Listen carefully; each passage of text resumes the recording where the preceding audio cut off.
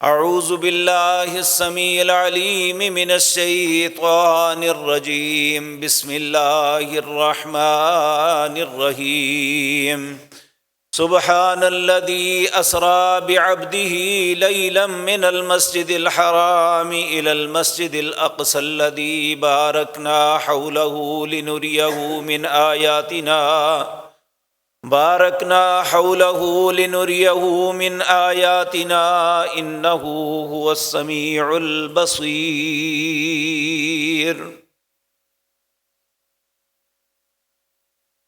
حضرات محترم، یہ بات ہر ذی شعور انسان جانتا ہے، خصوصاً اہل ایمان، اہل اسلام کے ایمان اور عقیدے کا یہ حصہ ہے کہ یہ دنیا کی زندگی جو میں اور آپ گزار رہے ہیں یہ ہمارا امتحان اور آزمائش ہے، اور یہ ایک فطرت ہے۔ امتحان کی تیاری کے لیے، رہنمائی کے لیے، ٹیچنگ کی، رہبری کی ضرورت ہوتی ہے۔ اللہ مالک نے انسان کی اس ضرورت کو پورا کرنے کے لیے 1,24,000 نبیوں کو مبعوث فرمایا، جن کی زندگی کا صرف ایک ہی مقصد تھا کہ لوگوں کو ہدایت کا رستہ بتایا جائے، اس امتحان میں کامیابی کا طریقہ بتایا جائے، انسانوں کو ناکامی اور نامرادی سے کس طرح بچانا ہے، اس کے لیے انہوں نے دن رات محنت کی کہ آج اگر کسی کی اپوائنٹمنٹ کہیں پہ ہوتی ہے کہ تمہیں فلاں منصب پہ اپوائنٹ کر رہے ہوں، تو بھیجنے والا اسے ایک خط دیتا ہے، اپوائنٹمنٹ لیٹر دیتا ہے، جس سے پتہ چلتا ہے یہ اس منصب کے لیے بھیجا گیا ہے۔ دنیا میں تو ہمیں پتہ چل گیا کہ فلاں نے فلاں کو یہاں اپوائنٹ کیا ہے، اس لیے ہم نے اس سے رہنمائی لینی ہے۔ تو جس شخصیت کو اللہ نبوت جیسے عظیم منصب عطا کرتا ہے، اس کے ساتھ لکھا ہوا اپوائنٹمنٹ لیٹر ہر کو نہیں ملا۔ صرف 315 ایسے تھے 1,24,000 میں سے جسے اللہ نے کتابوں سے نوازا تھا، باقی سب کو معجزات عطا کیے، جس سے دنیا کو یہ سمجھ آئی کہ یہ واقعتاً اللہ کی طرف سے بھیجا ہوا ہے۔ معجزہ کسے کہتے ہیں؟ کوئی ایسا کام جو اس انسان کی استطاعت سے باہر ہو، انسان وہ کام کرنا ناممکن جانتا ہو کہ یہ ممکن ہی نہیں، اللہ ان اپنے برگزیدہ بندوں کے ہاتھوں سے وہ کام کرواتا ہے۔ تو اللہ مالک نے انبیاء کو معجزات سے نوازا، اس کی کئی مثالیں موجود ہیں۔ سیدنا نوح علیہ السلام سے پہلے انسان کے ذہن میں یہ نہیں تھا کہ پانی کے اوپر بھی چلا جا سکتا ہے۔ اللہ نے نوح علیہ السلام کے ہاتھوں سے یہ معجزہ رونما کروایا کہ کشتی بنوائی۔ اللہ نے فرمایا میں دیکھ رہا تھا، میں گائیڈ کر رہا تھا، میرا بندہ بنا رہا تھا۔ اور اللہ رب العزت نے اس کے بعد یہ بات فرمائی وَلَقَدْ كَرَّمْنَا بَنِي آدَمَ وَحَمَلْنَاهُمْ فِي الْبَرِّ وَالْبَحْرِ، میں نے انسان کو فوقیت اور عزت دی اس بات سے کہ یہ سمندروں پہ بھی اور خشکیوں پہ بھی چلا پھرتا ہے، سواریوں پہ یہ ہر جگہ ایک جگہ سے دوسری جگہ پہنچ جاتا ہے۔ سورۃ یاسین میں فرمایا وَآیَةٌ لَّهُمْ أَنَّا حَمَلْنَا ذُرِّيَّتَهُمْ فِي الْفُلْكِ الْمَشْحُونِ وَخَلَقْنَا لَهُم مِّن مِّثْلِهِ مَا يَرْكَبُونَ۔ ہم نے انسان کے لیے یہ میری نشانیوں میں سے ایک بہت بڑی نشانی ہے جو اللہ نے نوح علیہ السلام کو دی تھی کہ وہ کشتی ہے جو آدم کی اولاد کو اٹھائے پھرتی ہے. پھر فرمایا وَخَلَقْنَا لَهُم مِّن مِّثْلِهِ مَا يَرْكَبُونَ. آئندہ آنے والے وقتوں میں اس میں ایسی ارتقاء، ایسی ترقی بناؤں گا، ایسی سواریاں پیدا کروں گا جو تم سوچ بھی نہیں سکتے آج. اور آج ہم دیکھتے ہیں ہوا میں اڑنے کے لیے ہمارے پاس کتنی سواریاں ہیں، اور زمین پہ چلنے کے لیے ہمارے پاس کیا کیا وسائل ہیں. سمندروں پہ سفر کرنے کے لیے اور ہماری بار برداری کے لیے کیا کچھ اللہ نے بنا دیا. یہ ساری اللہ کی نشانیاں ہیں جو اللہ نے اپنے کسی نبی کو دی تھی. اس کا آغاز ان سے ہوا تھا. اسی طرح ابراہیم علیہ السلام اللہ کے ایک برگزیدہ پیغمبر، اللہ رب العزت کے مقرب، اللہ نے انہیں خلیل کہا تھا. خلیل کہتے ہیں ہم اپنی زبان میں کسی کو کہتے ہیں یہ میرا جگری دوست ہے، بیسٹ فرینڈ ہے. اللہ کے بہت سے دوست ہیں، بہت سے لوگوں نے اپنے رب کو راضی کر کے اس کا قرب حاصل کیا، لیکن جو قرب اللہ نے اپنے خلیل کو دیا وہ کسی اور کو نہیں. اللہ نے انہیں خلیل اللہ قرار دیا، اور ان کے کلمے کا حصہ تھا لا الہ الا اللہ ابراہیم خلیل اللہ. ابراہیم اللہ کے خلیل اور اس کے دوست ہیں.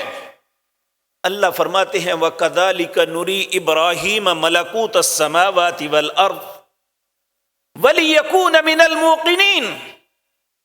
میں نے ابراہیم علیہ السلام کو آسمان کی بادشاہت بھی دکھائی کہ میں نے آسمان پہ کیا کچھ بنایا ہوا ہے، اور زمین پہ جو میری نعمتیں ہیں، میرے خزانے ہیں، جو کچھ ہے میں نے ابراہیم کو دکھایا.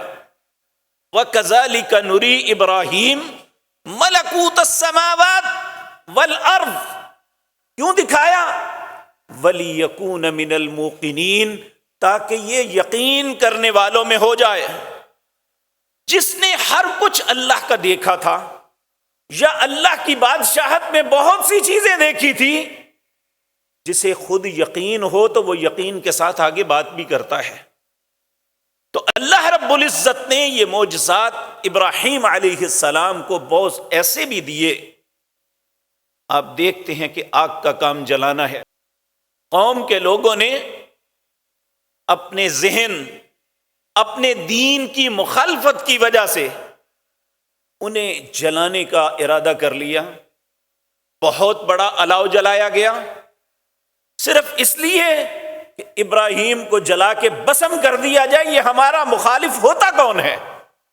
ہماری مخالفت کیسی؟ بادشاہت ہمارے پاس، قوت و طاقت ہمارے پاس، ہمارے آباء و اجداد کا ایک طریقہ ہے، اور یہ ہمارے سارے طریقے کوئی رد کر رہا ہے کہ یہ کچھ نہیں ہے. نہ یہ اپنے باپ کی مانتا ہے، یہ کہتا ہے صرف اللہ کی مانو، اس لیے اسے جلا دیا جائے. جب انہوں نے ابراہیم علیہ السلام کو دنیاوی وسائل کے اعتبار سے دیکھا جائے تو ابراہیم کو جلانے میں کوئی چیز مانے نہیں تھی. آگ جل رہی تھی، اس کی حدت سب لوگ محسوس کر رہے تھے. جب اٹھا کے پھینکا تو جس نے انہیں بھیجا تھا نا، جس ذات نے، واللہ علی کل شیء قدیر، وہ ہر چیز پہ قادر ہے، اس نے اس وقت آگ کو کہا یا نار،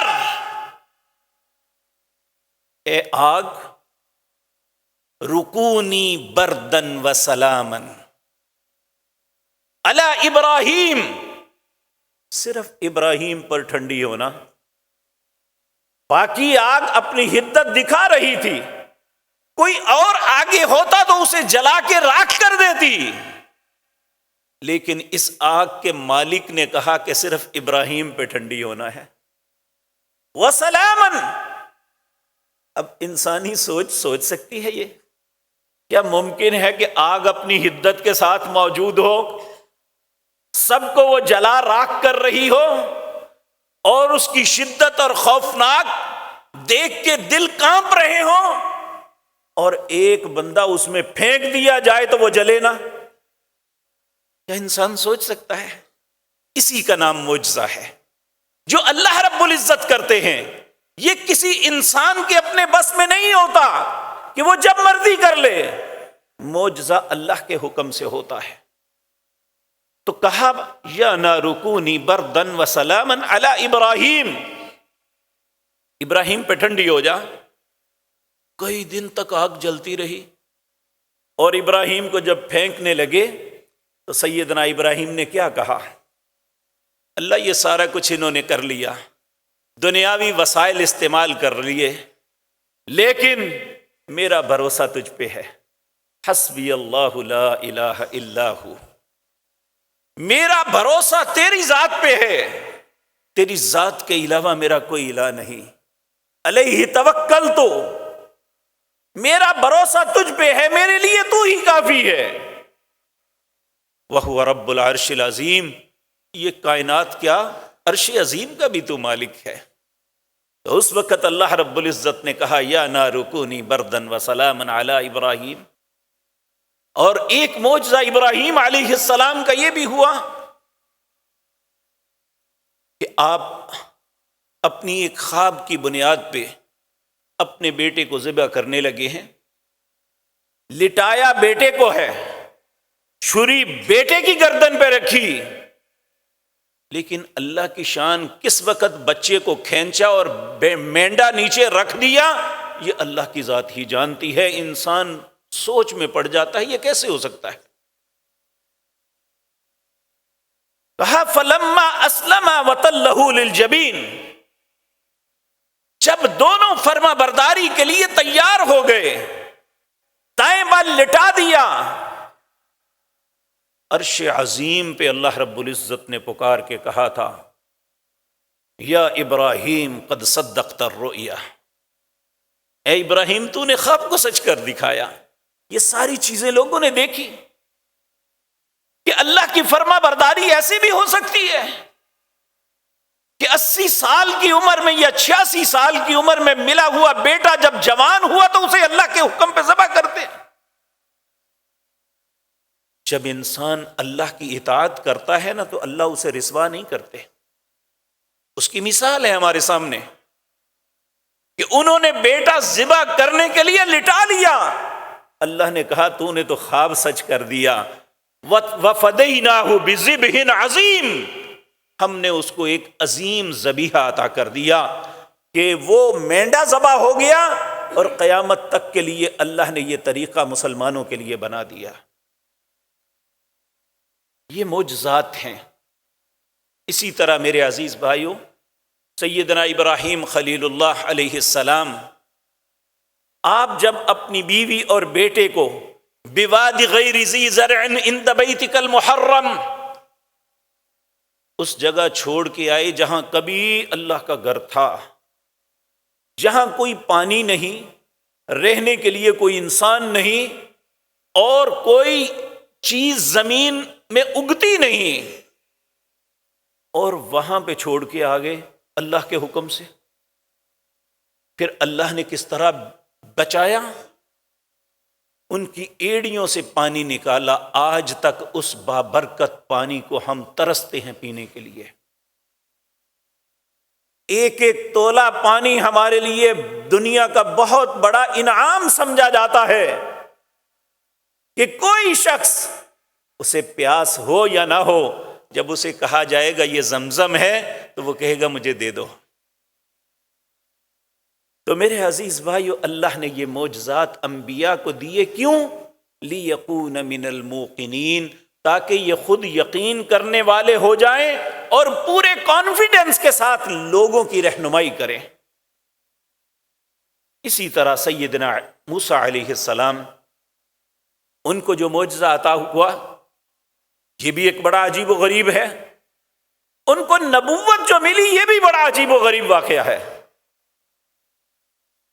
آپ فرعون کے گھر پلے، جس نے 70 سال تک صرف اس بنیاد پہ کہ اسے خواب آئی کہ بنی اسرائیل کا ایک بچہ میری حکومت کے خاتمے کا سبب بنے گا۔ اس نے کہا میں بچہ پیدا ہی نہیں ہونے دوں گا۔ لیکن اللہ حزیم کا دیکھیں، جب وہ بچہ دنیا میں آیا تو اللہ نے اس بچے کو بھیج دیا اس کے گھر۔ کہا جس بچے کو مارنے کے لیے اتنا ظلم تم نے کیا تھا میں تیرے ہاتھ میں دے رہا ہوں، تو مار کے دکھا، میں بچا کے دکھاتا ہوں۔ یہ اسی معجزہ کہتے ہیں کہ اس نے جو سوچا تھا کہ میں اس بچے کو پیدا ہی نہیں ہونے دوں گا، لیکن میرے پیارے بھائیوں، اس عظیم رب کے فیصلے وما تشاءون الا ان یشاء اللہ، جو تم چاہتے ہو وہ نہیں ہوتا، جو اللہ چاہتا ہے وہ ہوتا ہے۔ اس کا ارادہ تھا کہ میری حکومت نہ ختم ہو، میری قوت و طاقت کو کوئی چیلنج نہ کر سکے۔ اس نے 70 سال تک بچے مارے۔ اللہ رب العزت قرآن کریم میں اس کا تذکرہ کرتے ہیں، یذبحون ابناءکم ویستحیون نساءکم وفی ذالکم بلاء من ربکم عظیم۔ یہ بہت بڑی آزمائش تھی بنی اسرائیل پہ، اور جب وہ بچہ اللہ نے بھیجا تو کہا پانی پہ پھینک دو، کہا ڈوب جائے گا، کہا بچانے والا میں ہوں۔ پانی کو حکم دیا کہ فرعون کے محل کی جانب بچے کو لے جاؤ۔ اس کے گھر میں پلے۔ بالآخر ایک ایسا واقعہ ہوا جوانی میں کہ ایک بندہ مر گیا ہاتھ سے، وہ زیادتی کر رہا تھا، آپ نے اسے منع کیا، آپ بڑے طاقتور تھے، پھر 10 سال تک جلا وطنی اختیار کرنی پڑی، مدین میں چلے گئے۔ اب وہاں سے اپنی زوجہ کو لے کے واپس آ رہے ہیں، کہتے ہیں وہ فرعون مر چکا تھا، اب اس کا بیٹا تھا۔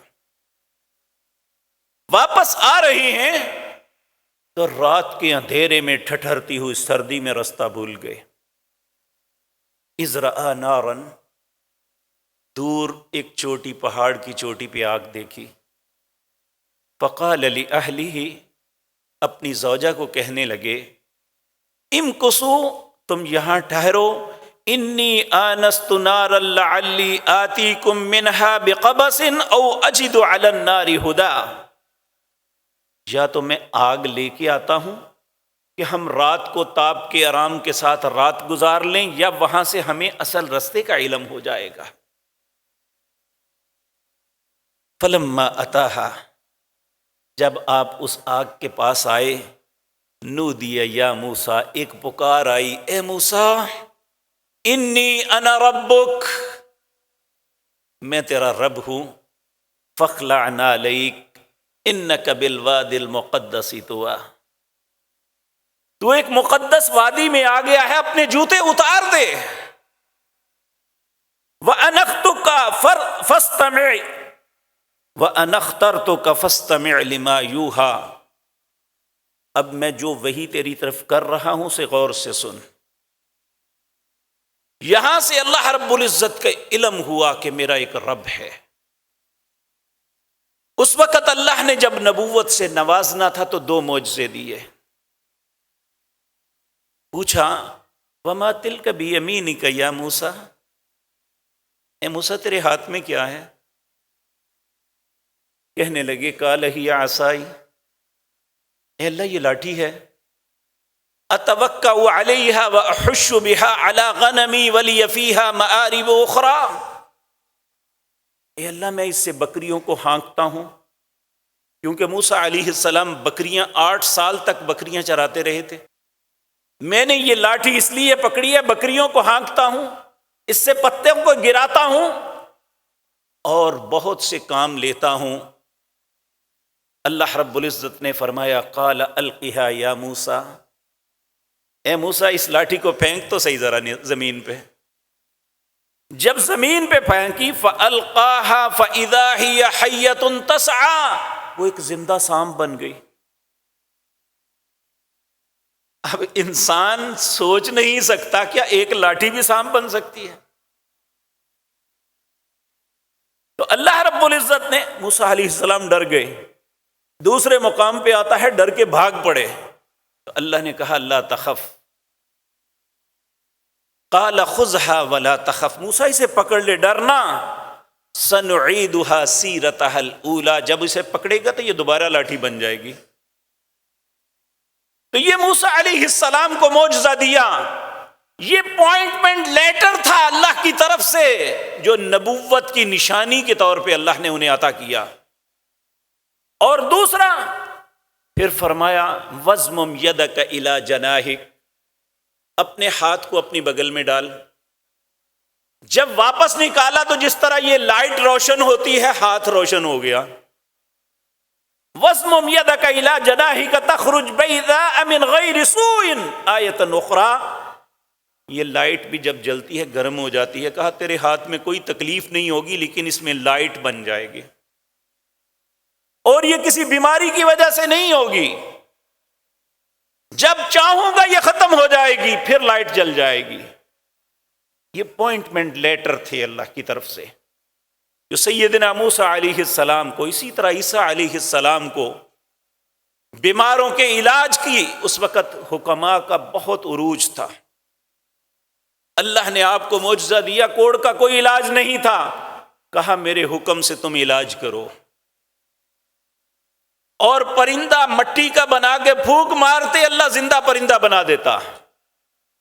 یہ معجزات اللہ نے اپنے نبیوں کو اس لیے دیے، اس لیے نہیں کہ ہم ان معجزات کے دنوں کو شمار کر کے ان کو ایک تہوار کی صورت دے دیں۔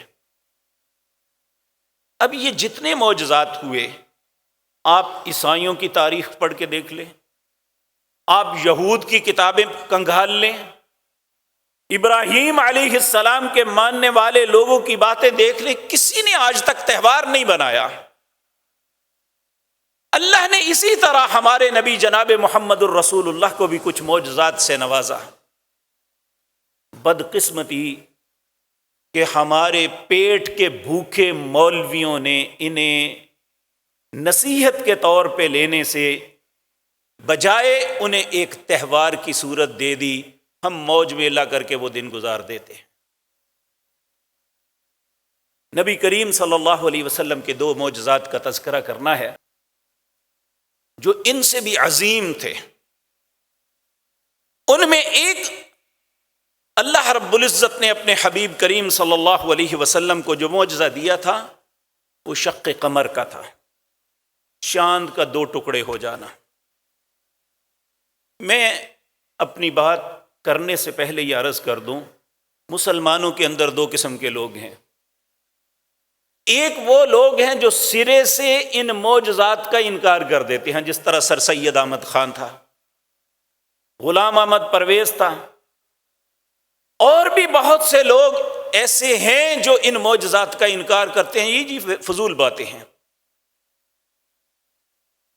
جس طرح قرآن پہ، رسول اللہ پہ، اللہ پہ ایمان لانا ضروری ہے، اسی طرح انبیاء کے معجزات پہ ایمان لانا ضروری ہے۔ کہ انسان یہ کہے کہ عقل نہیں مانتی، تو معجزہ ہوتا ہی وہ ہے جسے عقل نہ مانے۔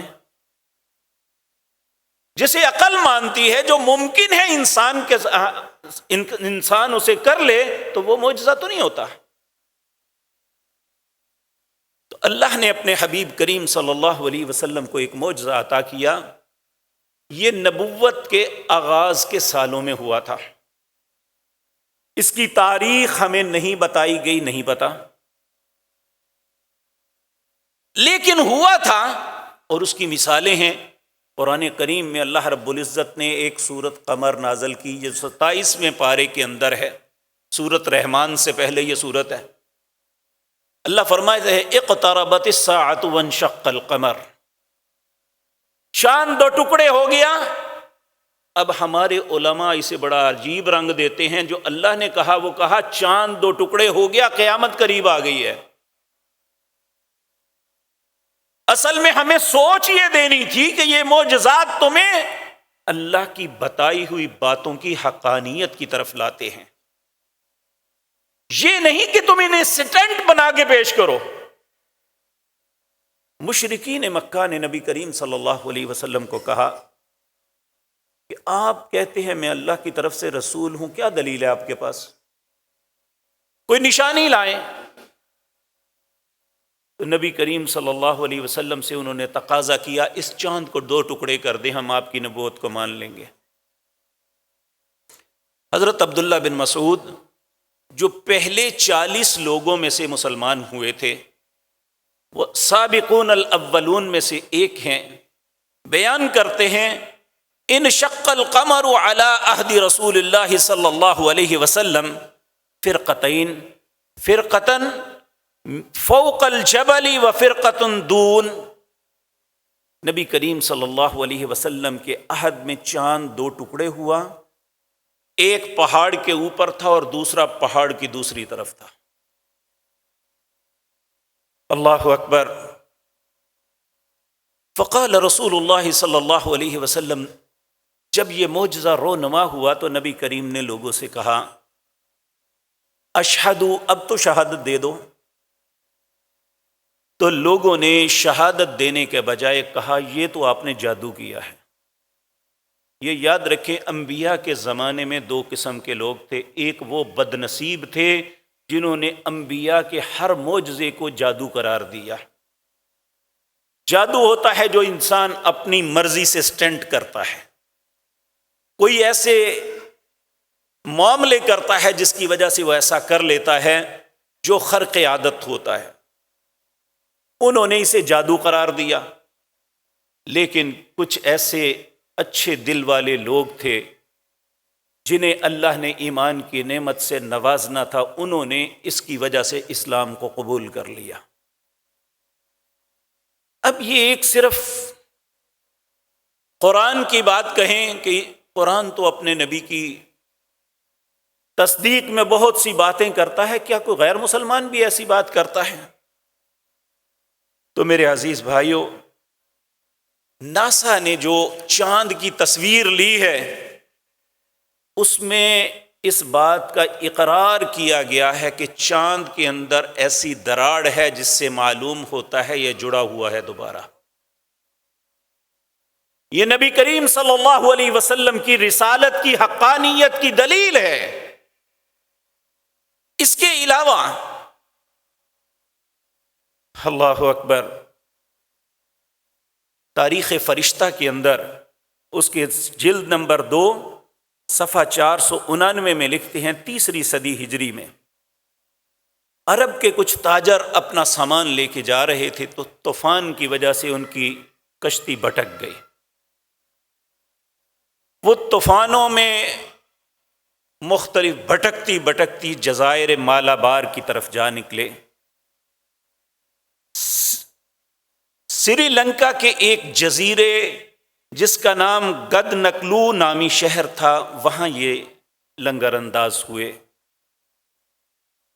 اس شہر کے نام کا حاکم کا نام سامری تھا۔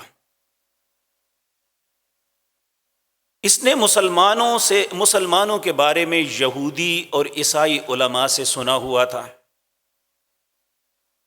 جب یہ وہاں اتری کہ اسے پتہ چلا کہ مسلمان تاجر کچھ ہمارے شہر میں آئے ہیں بھٹکتے ہوئے، اس نے انہیں بلایا اور بلا کے نبی کریم صلی اللہ علیہ وسلم کی ذات مطہرہ کے متعلق پوچھنے لگا۔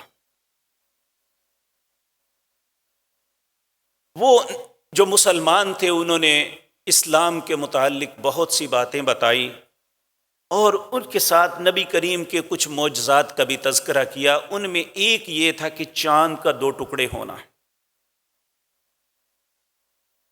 سامری نے یہ بات کہی کہ ہمارے ہاں ایک ہمیشہ سے اصول رہا ہے، یعنی یہ سری لنکا کے جزائر میں جو بھی حکمران ہوتے وہ دنیا میں کوئی بھی ایسا واقعہ جو عجیب ہوتا اسے لکھ کے بادشاہ کے خزانے میں ایک جگہ محفوظ کر لیتے۔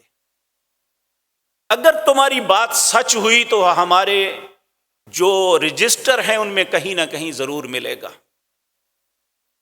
اس سامری نے اپنے بندے لگائے کہ دیکھو اس دور کے جو رجسٹر ہمارے پاس پڑے ہوئے ہیں اس میں کہیں چاند کے 2 ٹکڑے ہونے کا تذکرہ ملتا ہے؟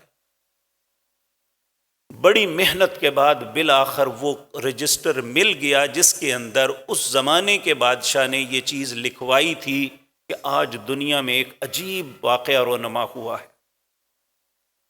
کہ چاند دو ٹکڑے ہوا، کچھ دیر وہ الگ الگ رہا، پھر وہ اپنی جگہ جڑ گیا۔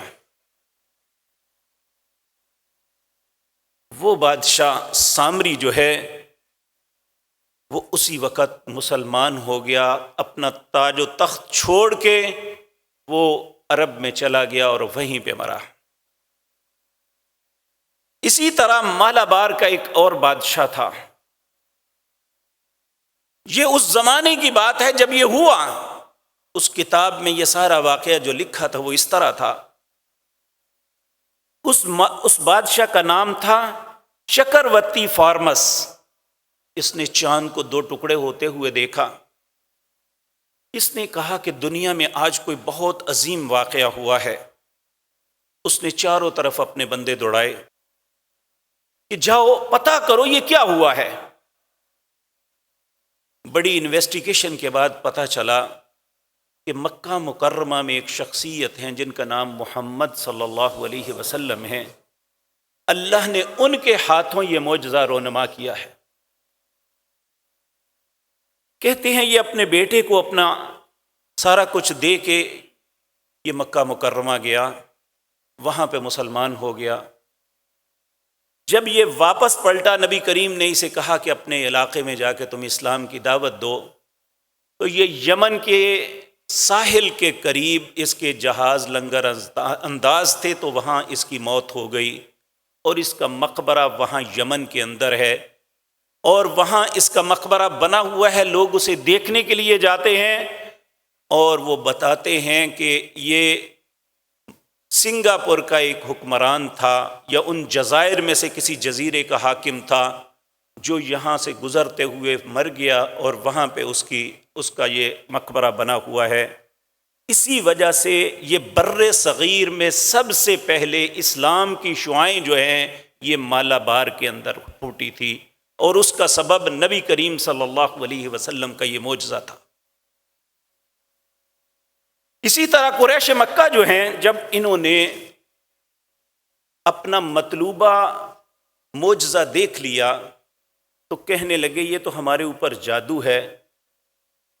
اگر جو لوگ ہمارے مختلف سفروں پہ گئے ہوئے ہیں وہ واپس آئے اور انہوں نے بھی اس کی تصدیق کی کہ ہم نے بھی دیکھا ہے، تو پھر ہم مسلمان ہو جائیں گے۔ لیکن اسلام ہر بندے کے نصیب میں نہیں ہوتا، میں یہ بات عرض کر دوں۔ اللہ جس سے بھلائی کا ارادہ کرتے ہیں اسے اپنے دین کی سمجھ دیتے ہیں۔ اللہ کا ہمیں اس بات پہ بہت شکر ادا کرنا چاہیے کہ اللہ نے ہمارے آبا کو یا ہمیں اپنے بہترین دین کی نعمت عطا کی ہے۔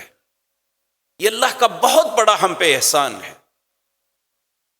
تو میرے عزیز بھائیوں، جب وہ واپس آئے تو ہر آنے والے مسافر نے اس بات کی تصدیق کی کہ میں شام کے فلاں شہر میں تھا، میں نے وہاں پہ بھی یہ دیکھا۔ کوئی کہتا ہے میں بصرہ میں تھا، میں نے وہاں یہ دیکھا۔ کوئی کہتا ہے میں فلاں شہر میں تھا، میں نے یہ منظر دیکھا۔ جب یہ ساری باتیں بھی ہو گئی تو نصیب والوں کو اسلام کی توفیق ملی، بد نصیب پھر بھی اسلام سے محروم رہ گئے۔ اسی طرح میرے عزیز بھائیوں، اللہ نے اپنے حبیب کریم جناب محمد الرسول اللہ صلی اللہ علیہ وسلم کو ایک عظیم معجزہ عطا کیا جسے معجزہ معراج کہتے ہیں۔ ہم نے اس کو ایک تہوار کی صورت دے دی ہے، اور باقاعدہ ایک دن مقرر کر لیا ہے کہ 27 رجب کو ہوا، جبکہ یہ بات درست نہیں ہے۔ اس معجزے کے متعلق 6 اقوال ہیں مختلف۔ اللہ کو معجزہ دے کے صرف اپنی شان، اپنے نبی کی عزت اور ان کی نبوت کی جو ہے تصدیق مقصود ہوتی ہے، تہوار بنانا مقصود نہیں۔ یہ معجزہ کب ہوا؟ امام نووی اور امام قرطبی رحمہ اللہ کہتے ہیں نبوت کے 5ویں سال ہوا۔ امام طبری کہتے ہیں جس سال نبوت ملی اس سال ہوا، یہ پہلا قول ہے۔ امام نووی اور امام قرطبی کہتے ہیں نبوت کے 5ویں سال معراج ہوئی، اور علامہ منصور پوری کہتے ہیں نبوت کے 10ویں سال رجب کو ہوئی۔ یہ تینوں اقوال درست نہیں ہیں۔ کیوں؟ نبی کریم کی زوجہ محترمہ جو پہلی تھی حضرت خدیجہ رضی اللہ تعالی عنہا، یہ نبوت کے 10ویں سال رمضان المبارک کے اندر فوت ہوئی۔ اس وقت تک ابھی نماز فرض نہیں ہوئی تھی، اور اس بات پہ پوری امت کا اتفاق ہے کہ نماز کی فرضیت معراج کی رات میں ہوئی تھی۔ تو اگر معراج کی رات میں ہوئی تھی تو رجب یہ مہینہ گزر رہا ہے، اس کے بعد شعبان ہے، پھر رمضان آئے گا، تو 27 رمضان بھی نہیں تھی، نبوت کا 5واں سال بھی نہیں تھا، نبوت کا پہلا سال بھی نہیں تھا۔ کیونکہ حدیث میں آتا ہے کہ جس وقت سیدہ خدیجہ رضی اللہ تعالی عنہا کی وفات ہوئی تھی اس وقت تک ابھی معراج نہیں ہوئی تھی، یعنی اس وقت تک نماز فرض نہیں ہوئی تھی۔ اسی طرح ایک قول یہ ہے کہ ہجرت سے 16 مہینے پہلے نبوت کے 12ویں سال ہوئی، اور 5واں قول یہ ہے کہ ہجرت سے 1 سال 2 ماہ پہلے یعنی نبوت کے 13ویں سال محرم میں ہوئی، اور 6واں قول یہ ہے کہ ہجرت سے 1 سال پہلے نبوت کے 13ویں سال ماہ ربیع الاول میں ہوئی۔ لیکن ہمارے پاس ان تینوں میں سے کس میں ہوئی کوئی دلیل نہیں ہے، لیکن یہ انڈرسٹوڈ ہے کہ یہ معاملہ ہوا، کیونکہ قرآن اس کی تصدیق کر رہا ہے۔ معراج کے 2 پہلو ہیں، ایک ہے پہلا جس میں نبی کریم صلی اللہ علیہ وسلم کے متعلق فرمایا سبحان الذی اسری بعبدہ لیلا من المسجد الحرام الی المسجد الاقصی، ایک ہی رات میں آپ کو مسجد حرام سے مسجد اقصی تک لے جایا گیا۔ اس وقت نہ تو کوئی جہاز تھے، نہ ٹرینیں تھی، نہ کوئی فلائنگ کوچز تھی، نہ کوئی راکٹ انجن تھے۔ لوگ سب سے تیز رفتار جو سواری تھی وہ گھوڑا تھا، اور گھوڑے پہ اگر سفر کیا جائے تو 1 مہینے کا سفر تھا۔ اللہ کہتے ہیں ایک رات میں نے یہ سیر کروائی۔ سبحان الذی اسری بعبدہ لیلا من المسجد الحرام الی المسجد الاقصی۔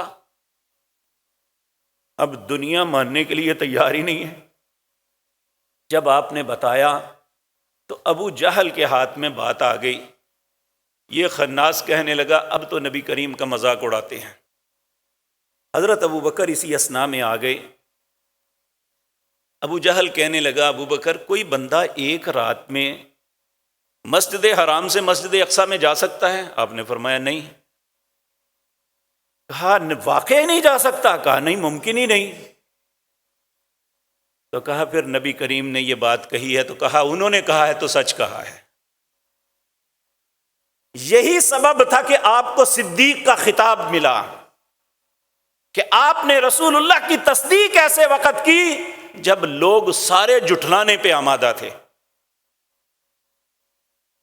پہلے اچھی طرح پوچھتا ہے بھائی آپ کو یقین ہے ہو سکتا ہے؟ کہا نہیں ہو سکتا۔ جب کہا رسول اللہ نے یہ کہا ہے تو کہا پھر ہو سکتا ہے۔ کیوں؟ کہ نبی کریم کے ساتھ جو معاملات تھے وہ اللہ کے تھے، ناممکن میرے اور آپ کے لیے تھا، وہ تو اللہ کے بتائے اللہ کے بھیجے ہوئے نبی اور رسول تھے۔ اللہ نے انہیں ایسے انعام سے ضرور نوازنا تھا جو ان کی نبوت کی تصدیق ہوتی۔ تو پہلی بات یہ کہ یہ ناممکنات میں سے پہلا ممکن یہ ہوا، اور ہمارے سر سید صاحب اسی بات کا انکار کرتے تھے، یہ کیسے عقل ہی نہیں مانتی۔ تو میرے بھائیو، اس میں سب جو اہم بات پوشیدہ تھی وہ یہ، اللہ نے جب دنیا نہیں ابھی بنائی تھی، بنانے کا ارادہ تھا نا، ایک عمومی انسانوں سے وعدہ لیا تھا، ایک ان لوگوں سے وعدہ لیا تھا جنہیں نبوت سے نوازنا تھا۔ ایک وعدہ ہم سب سے تھا، وہ کیا تھا؟ وَإِذْ أَخَذَ رَبُّكَ مِن بَنِي آدَمَ مِن ظُهُورِهِمْ ذُرِّيَّتَهُمْ وَأَشْهَدَهُمْ عَلَىٰ أَنفُسِهِمْ أَلَسْتُ بِرَبِّكُمْ قَالُوا بَلَىٰ شَهِدْنَا عَلَىٰ أَنفُسِنَا وَأَن تَقُولُوا عَلَى اللَّهِ مَا لَا تَعْلَمُونَ۔ یہ ہم سب سے ہوا تھا۔ جب ہم واپس پلٹیں گے تو ہمیں سب کچھ یاد آ جائے گا۔ کیا؟ اللہ نے آدم علیہ السلام کی پشت سے جتنے قیامت تک انسانوں نے پیدا ہونا تھا سب کی ارواح کو جمع کیا، ان سے سوال کیا، الست بربکم، میں تمہارا رب ہوں یا نہیں؟ سب نے کہا قالوا بلا، کیوں نہیں، تو ہی تو رب ہے۔ تو کہا شہدنا علی انفسنا، اپنے آپ پہ خود گواہ ہو جاؤ، وَأَن تَقُولُوا عَلَى اللَّهِ مَا لَا تَعْلَمُونَ، جب واپس آ کے یہ نہ کہنا ہمیں پتہ ہی نہیں چلا۔ اور ایک عہد انبیاء سے لیا تھا، وَإِذْ أَخَذَ اللَّهُ مِيثَاقَ النَّبِيِّينَ لَمَا آتَيْتُكُم مِّن كِتَابٍ وَحِكْمَةٍ ثُمَّ جَاءَكُمْ رَسُولٌ مُصَدِّقٌ لِّمَا مَعَكُمْ لَتُؤْمِنُنَّ بِهِ وَلَتَنصُرُنَّهُ قَالَ أَأَقْرَرْتُمْ وَأَخَذْتُمْ عَلَىٰ ذَلِكُمْ إِصْرِي قَالُوا أَقْرَرْنَا قَالَ فَاشْهَدُوا وَأَنَا مَعَكُمْ مِنَ الشَّاهِدِينَ۔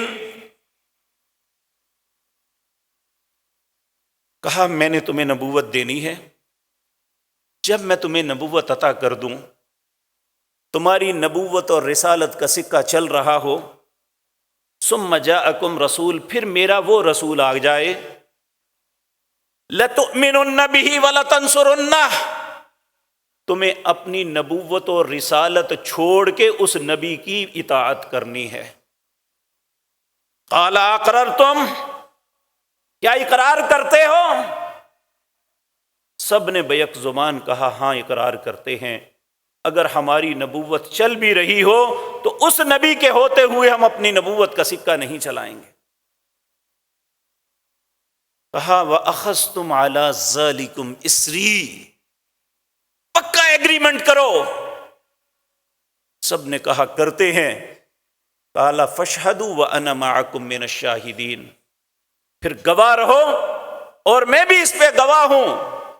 فَمَن تَوَلَّىٰ بَعْدَ ذَلِكَ فَأُولَٰئِكَ هُمُ الظَّالِمُونَ، اگر اس ایگریمنٹ کو کسی نے توڑا تو نبیوں سے نکال کے ظالموں میں کھڑا کر دوں گا۔